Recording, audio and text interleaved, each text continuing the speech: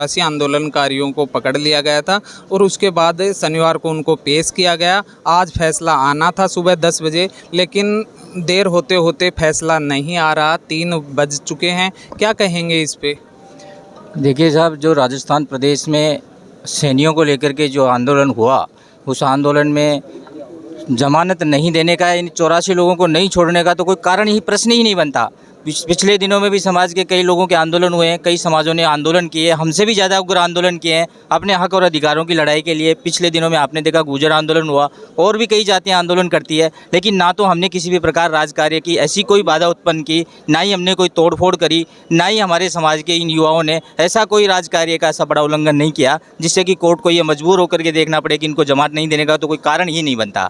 लेकिन जो आंदोलन हुआ, जैसा भी हुआ, समाज के इन युवाओं ने आक्रोश होकर के समाज की लड़ाई के लिए अगर कोई कदम उठा लिया तो हमें न्यायालय पे पूरा भरोसा है, राजस्थान सरकार पे हमें पूरा भरोसा है कि हमारे साथ न्याय होगा। और आने वाले समय में इस तरह का अगर न्याय नहीं दिया जाता तो समाज के युवा पंच पटेल और महासभा मिलकर के इसका निर्णय लेंगे और एक बड़ा आंदोलन राजस्थान में खड़ा करेंगे, जो कि एक शिष्टाचार का आंदोलन होगा और एक शालीन आंदोलन होगा और एक अहिंसात्मक आंदोलन होगा।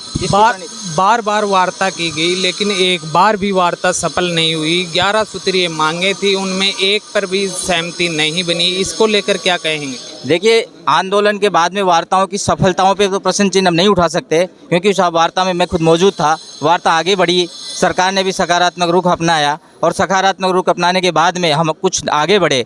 लेकिन कुछ हमारे युवा साथियों ने निर्णय लेने में जल्दबाजी करी और सरकार के ऊपर भरोसा न के समय की पाबंदी को नहीं देखा और ये आंदोलन उग्र रूप धारण कर गया। हम इस बात की अफसोस और हम इस बात का सरकार की तरफ से भी सरकार से आग्रह करते हैं कि सरकार भी इसमें इस कदम को आगे बढ़ाए और हमारे युवा भी इस बात को समझे कि सरकार की जो भी जटिल प्रक्रिया है वो आगे बढ़ेगी। सरकार पे हमें पूरा भरोसा है, न्यायपालिका पे भरोसा है और हमारे युवा छूट करके भी आएंगे और ये जल्दी ही इस आंदोलन का पटाक्षेप सरकार करेगी, ऐसी हम मंशा रखते हैं। और राजस्थान प्रदेश सैनिक महासभा विशेष तौर से ये हमेशा एक सामंजस्य का माहौल पैदा करने का प्रदेश में और देश में ऐसा काम करती है और आगे भी करेंगे। रात को जिस तरीके से लाठीचार्ज किया गया, सोए हुए पर लाठीचार्ज किया गया, उसको लेकर क्या कहेंगे? निसंदेह हम इस बात की घोर निंदा करते हैं और प्रशासन से मांग करते हैं कि जिस प्रकार के आंदोलनों की रूपरेखा पिछले दिनों में रही है और आज के परिदृश्य में रही है, वहाँ लाठी चलाना कतई उचित नहीं था और हम इस बात की पूरे घोर कठोर शब्दों में निंदा करते हैं। संपूर्ण राजस्थान का माली समाज इस तरह की अमानवीय